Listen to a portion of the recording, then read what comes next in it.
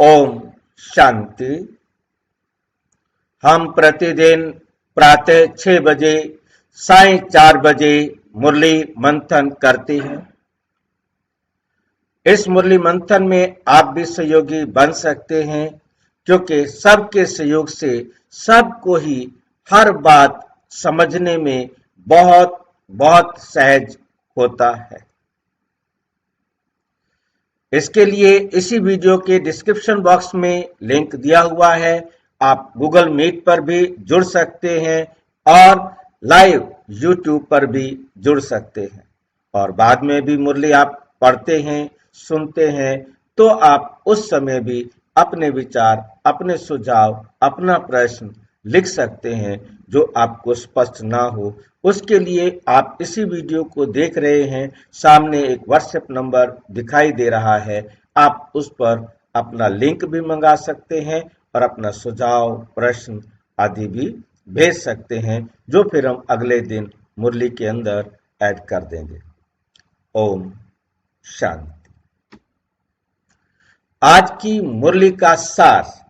मीठा मीठा बाबा कहते, मीठे बच्चे, ये संगम युग उत्तम से उत्तम बनने का युग है। ये संगम युग उत्तम से उत्तम बनने का युग है। इसमें ही तुम्हें पतित से पावन बन पावन दुनिया बनानी है। प्रश्न, अंतिम दर्दनाक सीन को देखने के लिए मजबूती किस आधार पर आएगी? अंतिम दर्दनाक सीन को देखने के लिए मजबूती किस आधार पर आएगी? हाँ जी, पवित्रता के आधार। पवित्र बनना माना कौन सी पवित्रता के आधार पर आएगी? पवित्रता माना मैं आत्मा। जब सिर्फ ये स्मृति रहेगी कि मैं आत्मा हूं, तो ये भी साथ में स्मृति रहेगी कि ये सब भी क्या है? कोई मरा ही नहीं। दर्द किसको हो रहा है, क्यों हो रहा है? क्योंकि इनका कार्मिक अकाउंट है, और बिना कार्मिक अकाउंट बराबर किए ये घर जा नहीं सकते। तो हर एक को अपना अपना कार्मिक अकाउंट बराबर करना है। मैं उसमें कोई हस्तक्षेप कर नहीं सकता, परंतु मैं सहयोग दे सकता हूं। मैं उनके दर्द को कम नहीं कर सकता, उनके दर्द को दूर नहीं कर सकता, उन्हें मैं सहयोग दे सकता हूं, ताकि वो उसे सहज रीति से फेस कर सके, सामना कर सके। बाकी मैं बचा नहीं सकता, सहयोग दे सकता। इतनी बात बुद्धि में रहेगी तो आप सहयोग देंगे, परंतु दुखी नहीं।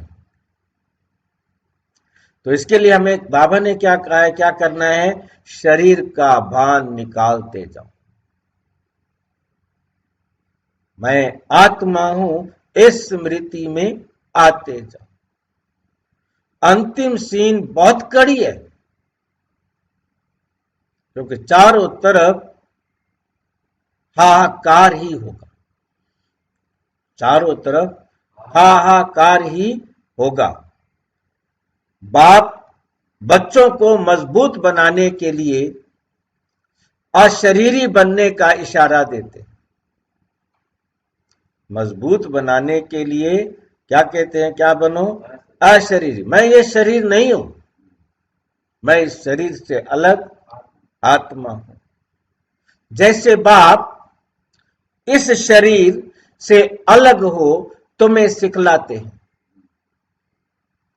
बाबा शरीर का आधार लेता है, परंतु शरीर के बंधन में बंधता नहीं। आया, पार्ट बजाया और अलग। ऐसे तुम बच्चे भी अपने को शरीर से अलग समझो। परमात्मा कहते, मैं इस शरीर में आया हुआ हूं, तुम्हें पढ़ा रहा हूं, तो भी तुम मुझे कहां याद करो? परमता। मैं शरीर में आया हुआ भी परम धाम में हूं, अर्थात परम अवस्था में हूं। अशरीरी बनने का अभ्यास करो, बुद्धि में रहे कि अब घर जाना, अब घर जाना है। ये बुद्धि में रहेगा। जब घर जाना है, मुझे जाना है, तो इन सबको भी जाना है, हम सब ने एक साथ जाना है, और हर एक अपना हिसाब बराबर करके चलेगा, और एक ही सेकंड में हम सबको जाना है। कोई पीछे रहने वाला नहीं जो मैं उसको कोई सोचूं उसके बारे में।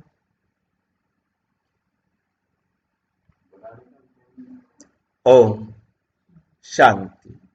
मीठे मीठे रूहानी बच्चे हैं तो जिस्म के साथ, मीठे मीठे रूहानी बच्चे हैं तो किसके साथ हैं? जिस्म के साथ है।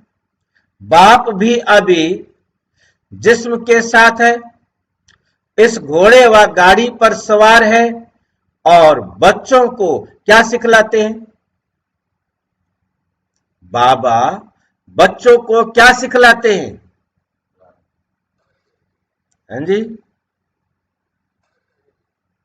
जीते जी मर जाओ, सवेरे सवेरे अमृत वेले क्या कहते हैं? जीते जी मर जाओ, कैसे मरना होता है, और ये और कोई दुनिया में सिखला नहीं। भक्ति में सुनते थे जीते जी मरना सबसे श्रेष्ठ है, जीते जी मरना, परंतु क्या है जीते जी मरना मुझे तो समझ में नहीं आया था। बाकी किसी को समझ में आया हो तो मुझे नहीं पता। हम गाते थे, जिस मरने से जग डरे मेरे मन आनंद, भक्ति मार्ग में हम गाते थे, जिस मरने से जग डरे मेरे मन आनंद, आप मरिए पाइए सच्चा सच्चा परम आनंद कहो, सच्चा सच्चा स्वर्ग कहो, स्वर्ग का सुख कहो, ये तभी मिलेगा।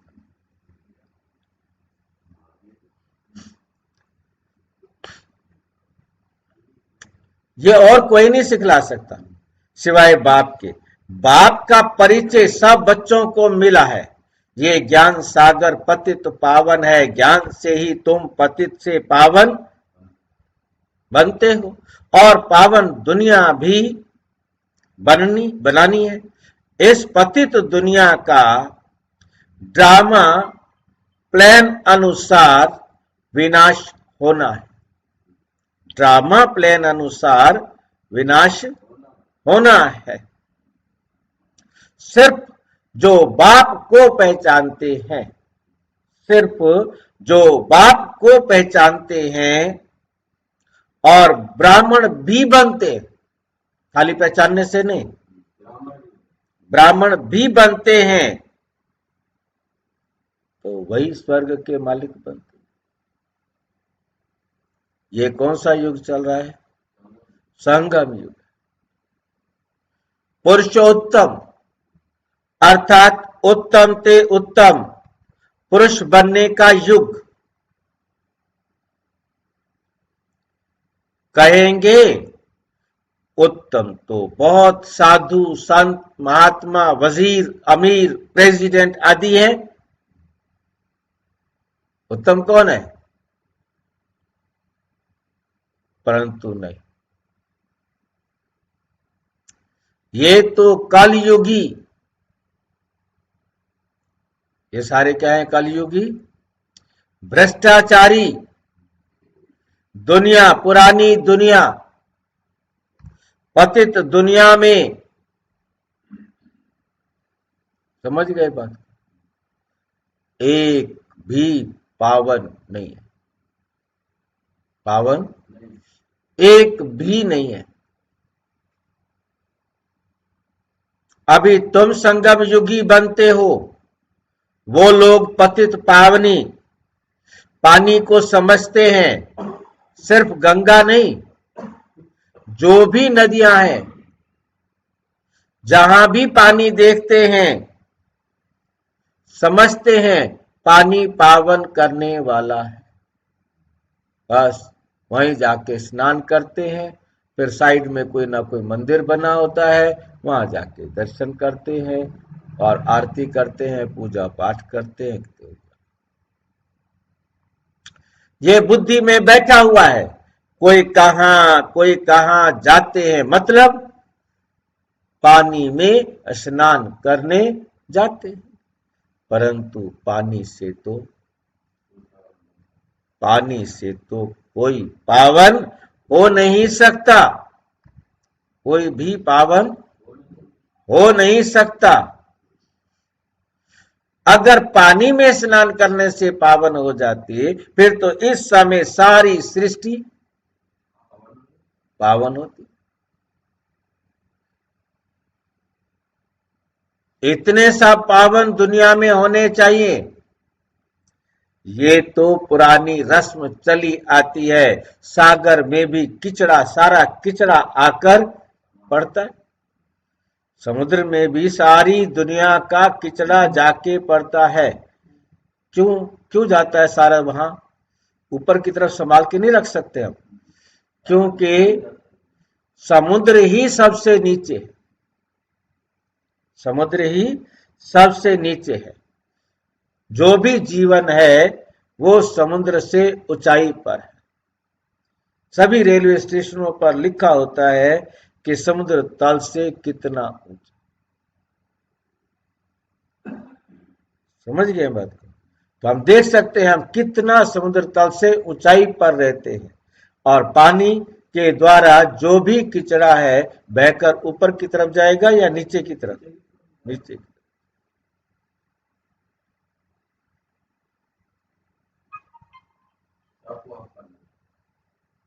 सारा उधर ही जाएगा ना। नदियों के द्वारा पानी, जो भी गंद है, सारी कंपनियां सारा अपना किचड़ा नदियों में डाल देते हैं, और नदियां अपने साथ लेकर समुद्र में जाके डाल देती हैं। पावन तो बनना है आत्मा को। पावन किसको बनना है? आत्मा को। इसलिए तो परम पिता चाहिए जो आत्माओं को पावन बनाए। तो तुमको समझाना है, पावन होती ही सतयुग में। पावन होते कब है? सत्य। पतित होते हैं कलयुग में। अभी तुम संगम पर हो। अभी तुम कहां हो? संगम पर हो। पतित से पावन होने के लिए पुरुषार्थ कर रहे हो।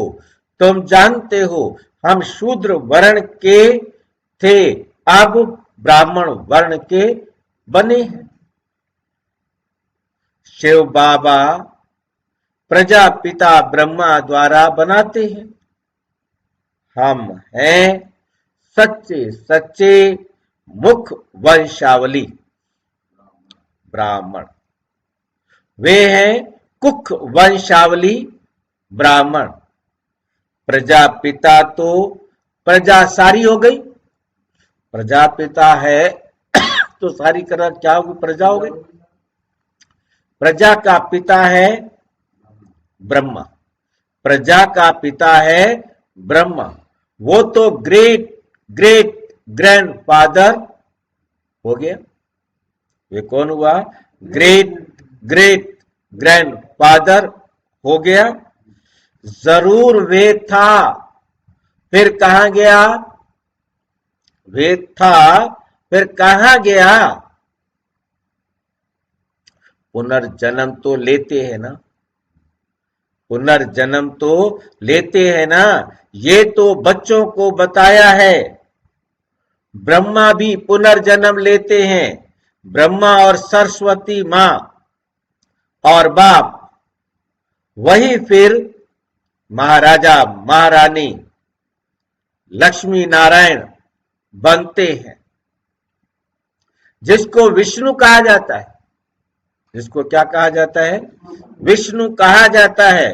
वही फिर 84 जन्मों के बाद क्या बनते हैं?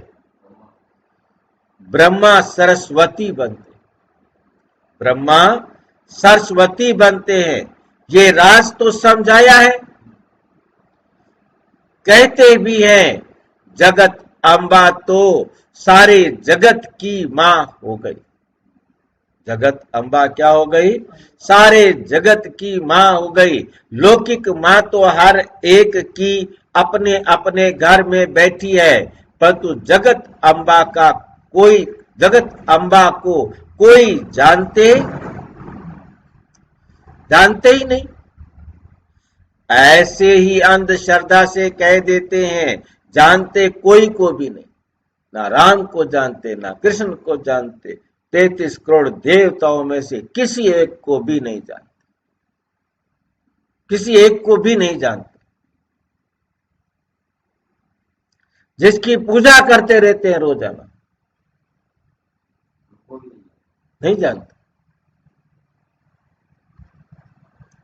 उनके ऑक्यूपेशन को नहीं जानते, क्या किया उसने, किसी भी एक मूर्ति के ऑक्यूपेशन को।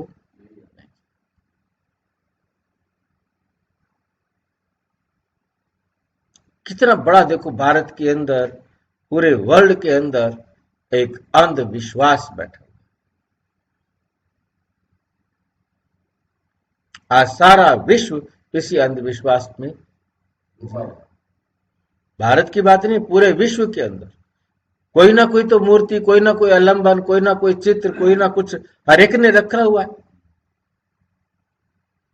नाम अलग अलग है बस, चाहे उन्होंने चर्च कह दिया, चाहे उन्होंने गिरजाघर कह दिया, चाहे उन्होंने मस्जिद कह दिया, तो चाहे उन्होंने जो भी अपने अपने नाम दे दिए अपने अपनी भाषा के साथ।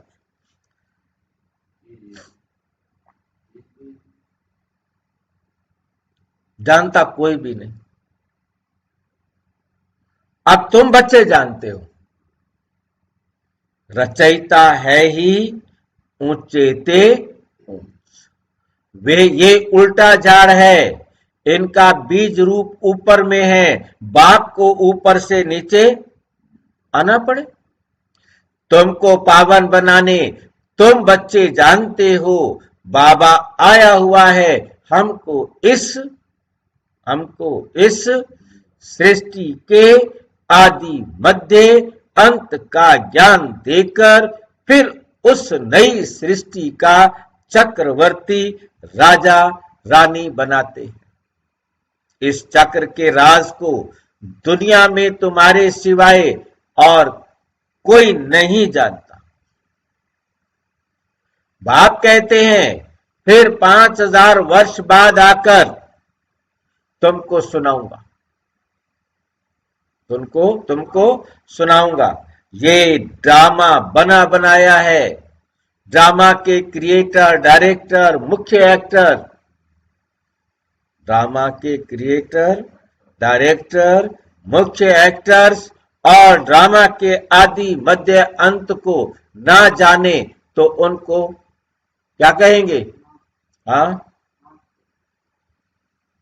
बेअक्कल, बेसमझ, ना समझ। और ना समझ को दूसरे शब्दों में क्या कहा जाता है? मूर्ख, अज्ञानी। बाप कहते हैं 5000 वर्ष पहले भी हमने तुमको समझदार बनाया था, तुमको अपना परिचय दिया था, जैसे अब दे रहा हूं। हाँ, तुमको पवित्र भी बनाया था, जैसे अब बना रहा हूं। अपने को आत्मा समझ, मुझे एक बाप को याद करो। वही सर्वशक्तिवान पतित पावन है, गायन भी है। अंत काल जो, हाँ जी, जो फलाना सिमरे, फलाना के मतलब अपनी मर्जी से जोड़ सकते हो कोई भी नाम। आप यदि परमात्मा को याद करेंगे तो आपको परमात्मा मिलेगा। आप यदि दुनिया के देहधारी किसी संबंधी को याद करेंगे, चाहे पत्नी पति को याद करे, बेटे को याद करे, बाप को याद करे, या कोई अपनी पत्नी को याद करे, जिसको भी याद करे, वो हिरण को याद करे, तो जिसको याद करेगा वैसी उसको क्या मिलेगी। परंतु भाव ये नहीं है कि हम हिरण जाके बनेंगे, पर हम जैसे विकारी संस्कारों में शरीर को छोड़ेंगे, जिस भी स्मृति में छोड़ेंगे, उसका लिंक बना हुआ है, उसका लिंक बना हुआ है। क्यों अंत में उसकी स्मृति आ रही है? बाकी ये नहीं कि वो जाके बनेगा, वो उसका उसके प्रति हिसाब किताब है, और केवल स्मृति में रह करके भी वो शरीर को छोड़कर आगे किसी और जन्म में जा सकता है, और अंतिम समय में उसको वही स्मृति होगी जहां उसने जाना है। जैसे अभी तक सोच रहा था कि किसी का कोई बदला लेना है, अब उस बदले की आग में वो जलता रहा, और जो दुख देने थे उसको देता रहा, परंतु अगले सेकंड जैसे हिसाब बराबर होगा तो वो थॉट रुक जाएंगे, वो थॉट, क्योंकि जहां मुझे जाना है आखिरी सेकंड वो संकल्प आएगा, और जाना किसको है? आत्मा को। और उसने जाना कहां है?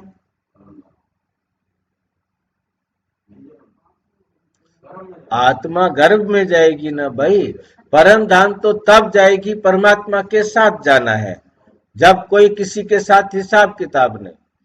जैसे परम धाम जाने का भी संकल्प तभी आएगा जब उसका संसार में कहीं और हिसाब किताब नहीं है। यदि उसका कहीं हिसाब किताब है तो वह उसके लिए गर्भ कहाँ तैयार है, वो वहां जाएगा। अब इस संसार में गर्भ कहीं तैयार नहीं है, अब उसने परम धाम जाना है तो उसको परम धाम का ही संकल्प आएगा। बाकी किसी भी मनुष्य आत्मा को पशु पक्षी जीव जंतु या किसी भी उसमें जाने का संकल्प। अब जिसका विकारी अकाउंट रहा है तो विकारी जन्म जाके लेगा, चाहे वो पुरुष बने तो चाहे वो स्त्री बने। अब कलयुग में यदि किसी के शरीर छूटेंगे तो उनको तो विकारी संकल्प सारी जिंदगी रहे, अब रहे, और विकारों में शरीर छोड़ेगा और जाकर के विकारी परिवार में जन्म लेगा, क्योंकि उसको और कुछ विकारी संबंधी तो याद आएंगे, चाहे बेटा याद आए, पत्नी याद आए, पति याद आए, कोई भी याद आए। वल वल, वहां पर शब्द प्रयोग है वल वल, मतलब फिर घड़ी घड़ी ऐसी योनि में जाए। ये भक्ति मार्ग का गीत है कि वह उस योनि में जाएगा, परंतु अब बाबा ने समझाया वो अपने कर्म अनुसार ही बनेगा। बाकी वो कुत्ता बिल्ली गधा घोड़ा, उसका जीवन कुत्ते जैसा होगा, उसका जीवन चूहे जैसा होगा, शेर जैसा होगा, गीदड़ जैसा होगा, परंतु चूहा गीदड़ शेर आदि नहीं बनेगा। अब इस समय तुम जन्म तो लेते हो, परंतु सूकर कुक्कर कुत्ते बिल्ली नहीं बनते हो। सूकर सुअर को बोलते हैं, कुक्कर कुत्ते को बोलते हैं, ठीक है नहीं, कुक्कड़ भी बोलते हैं मुर्गे को।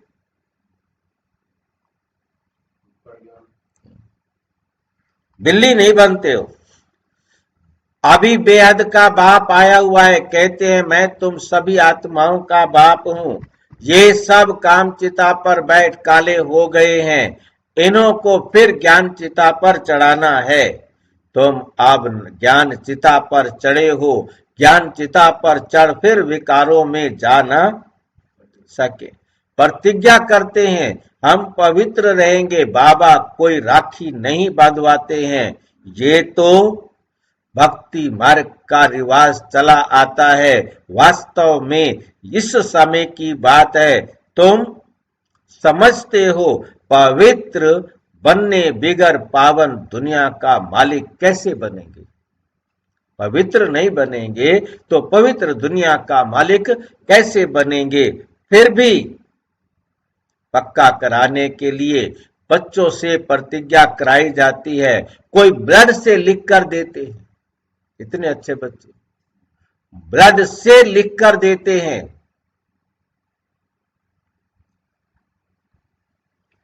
कोई कैसे लिखते हैं, बाबा आप हमारे, कौन से लिखते हैं, हम आपसे वर्षा जरूर लेंगे। निराकार साकार में आते हैं ना, जैसे बाप परम धाम से उतरते हैं वैसे तुम आत्माएं भी उतरती हो, ऊपर से नीचे आती हो पार्ट बजाने के लिए। ये तुम समझते हो ये सुख और दुख का खेल है, आधा कल्प सुख आधा कल्प दुख है। बाप समझाते हैं 3/4 से भी तुम जास्ती सुख भोगते हो, तुम जास्ती सुख भोगते हो। आधा कल्प के बाद भी तुम धनवान थे, कितने बड़े मंदिर आदि बनवाते हैं। दुख तो पीछे होता है जब बिल्कुल तमो प्रधान भक्ति बन जाती है। बाप ने समझाया है तुम पहले पहले अव्यभिचारी भक्त थे, सिर्फ एक की भक्ति करते थे। जो बाप तुमको देवता बनाते हैं, सुख दाब ले जाते हैं, उनकी ही तुम पूजा करते थे। फिर बाद में व्यभिचारी भक्ति शुरू होती है। पहले एक की पूजा फिर देवताओं की पूजा करते थे, अभी तो 5 भूतों के बने हुए शरीर की पूजा करते हैं। चैतन्य की भी तो जड़ की भी पूजा करते हैं। 5 तत्वों के बने हुए शरीर को देवताओं से भी उच्च समझते हैं। देवताओं को तो सिर्फ ब्राह्मण हाथ लगाते हैं, तुम्हारे तो ढेर के ढेर गुरु लोग हैं, ये बाप बैठ बताते हैं। ये दादा भी प्रजापिता ब्रह्मा भी कहते हैं हमने भी सब कुछ किया, भिन्न भिन्न हठ योग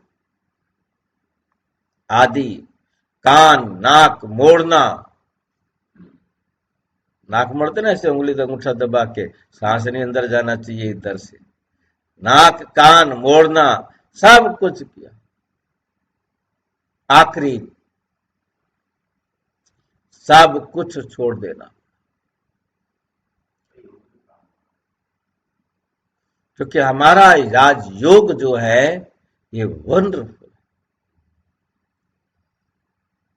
खुशी जब आती है हमारा श्वास कैसा चलता है,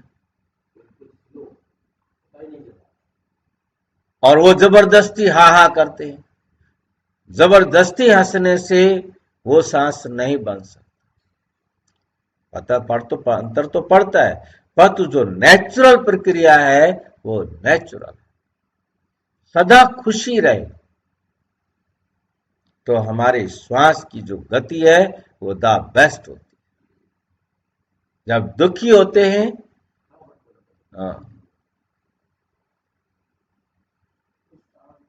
वे धंधा करे या ये धंधा करे, क्या करूं, ढेर सारा पैसा आ जाए, इनकी सुस्ती को बोलते, इनकी सुस्ती को बोलते। सुस्ती आती रहती है, क्या कर, वो काम तंग हो जाता है। प्राणायाम आदि सीखने में बड़ी तकलीफ होती है। प्राणायाम में क्या करना होता है, प्राणायाम में सांस को लेके अंदर, कोई बाहर से हाथ वाथ नहीं करना होता, अंदर लेकर उसे रोकना और फिर उसे छोड़ना, फिर बाहर रोकना, इसका समय बढ़ाना होता है। मैंने आज समझ लो कि समान्यता आपने रोकने की कोशिश की, 1 मिनट तक रोक लिया। हाँ, सांस भर लो, लंबा सांस लेके तो छाती को फुलाओ, तो मतलब वो मतलब वो तो इसलिए करते हैं ताकि हड्डियां सारी स्पष्ट हो जाएं, मांसपेशियां सारी खुल जाए, फेफड़ा मतलब किस प्रकार से अवस्था है, फेफड़े का भी अंदर का फेफड़े की क्या अवस्था है वो अलग बात है। परंतु ये प्राणायाम के अंदर मतलब हमने सांस भरा, उसे रोका, आज आपने 1 मिनट तक रोका, धीरे धीरे उसको 1.25 मिनट करो, 1.5 मिनट करो, 2 मिनट करो, 3 मिनट करो, 4 मिनट करो, ऐसे धीरे धीरे समय बढ़ाते जाओ ताकि प्राणायाम से सांस को ज्यादा टाइम तक रोक सकेंगे। तब आप क्या कर सकेंगे, समुद्र में डाइव करना होगा ना, गोताखोर जो होते थे वो आधा आधा घंटा 15-15 मिनट ताकत रखते थे कि अपने सांस को रोक करके पानी में रह सके। हाँ, तो वो उनकी ताकत पर डिपेंड करता था ना कितना वो प्राणायाम कर सकते। तो ऐसे हट करके शरीर को रोकते। सीखने में फिर तकलीफ तो सीखने में तकलीफ तो होगी ना। आधा कल्प भक्ति मार्ग में थे, अभी मालूम पड़ता है बाप एक्यूरेट बताते हैं। वे कहते हैं भक्ति परंपरा से चली आती है, अब सतयुग में भक्ति कहां से आई। मनुष्य बिल्कुल समझते नहीं, मूड बुद्धि है ना। सतयुग में तो ऐसे नहीं कहेंगे।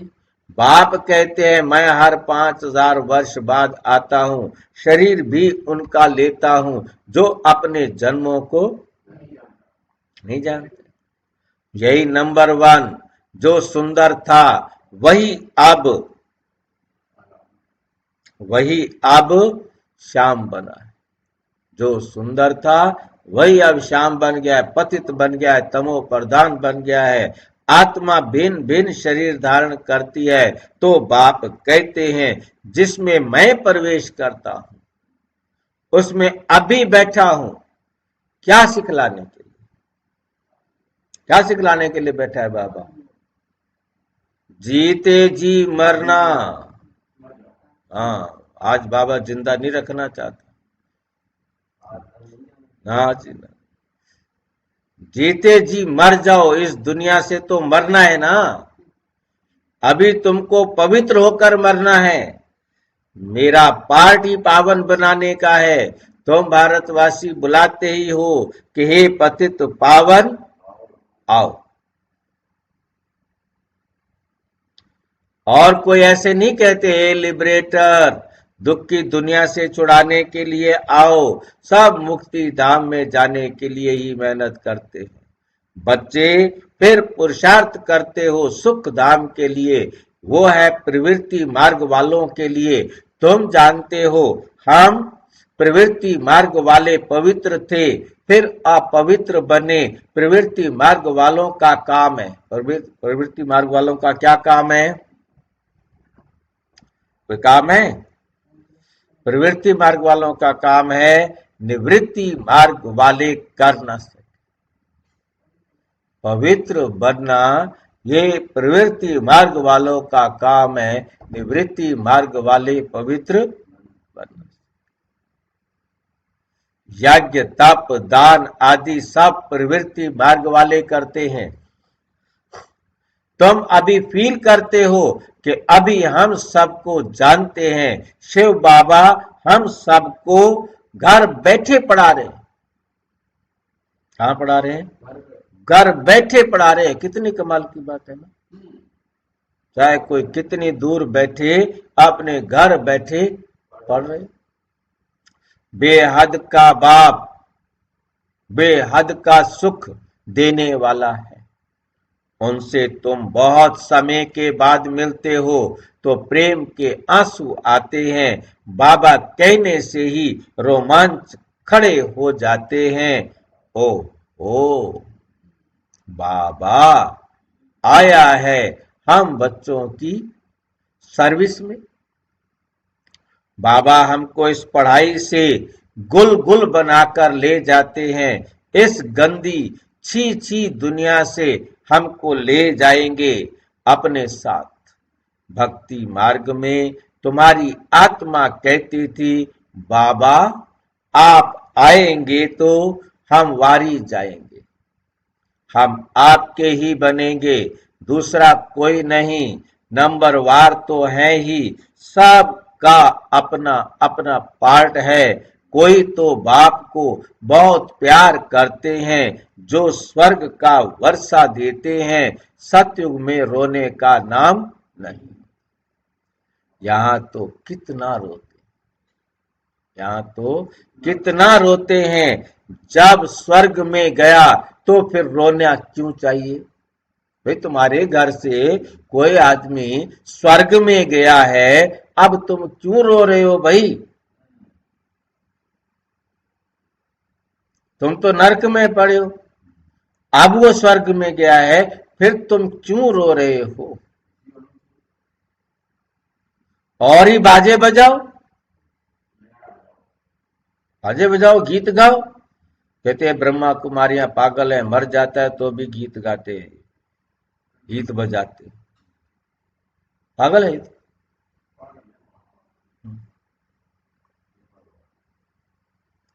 कोई मरे तो गीत बजा देते हैं, ये कहते चुपचाप बैठ जाओ जी,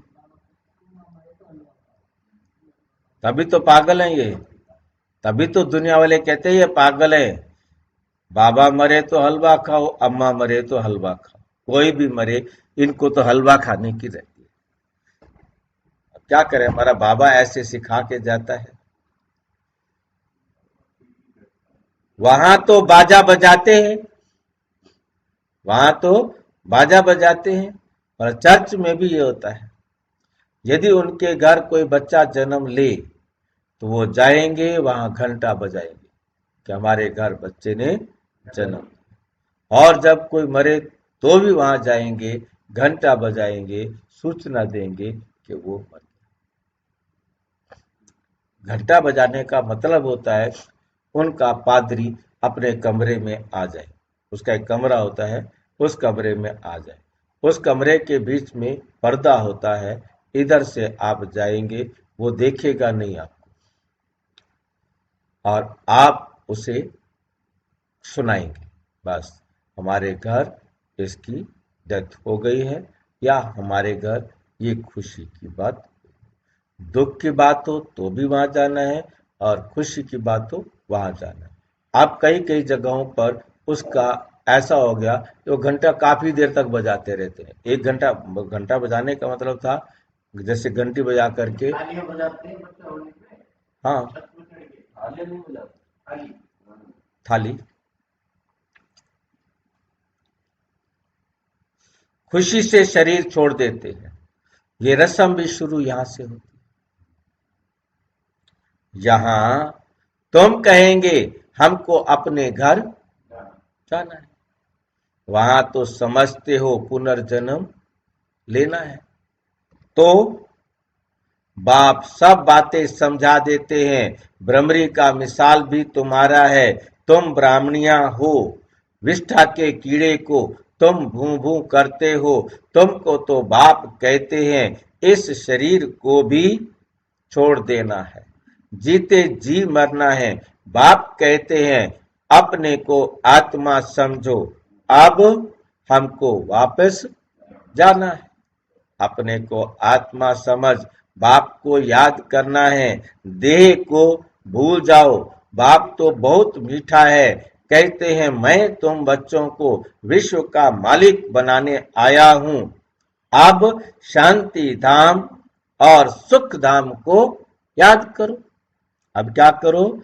शांति धाम और सुख धाम को याद करो। अलफ और बे, ये है दुख धाम। शांति धाम हम आत्माओं का घर है, हमने पार्ट बजाया, अब हमें घर जाना है।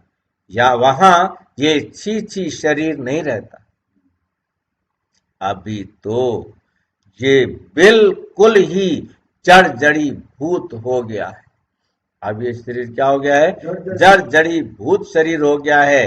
अब हमको बाप सन्मुख बैठ सिखलाते हैं इशारे में, मैं भी आत्मा हूं, तुम भी आत्मा हो, मैं शरीर से अलग होकर तुमको भी वही सिखलाता हूं, तुम भी अपने को शरीर से अलग समझो।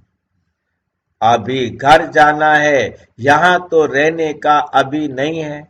ये भी जानते हो अभी विनाश होना है, भारत में रक्त की नदियां बहें, भारत में खून की नदियां बहेंगी, फिर भारत में ही दूध की नदियां बहेंगी। यहां सब धर्म वाले इकट्ठे हैं, सब आपस में लड़ मरेंगे। ये पिछाड़ी का मौत है। ये क्या है? पिछाड़ी का मौत है।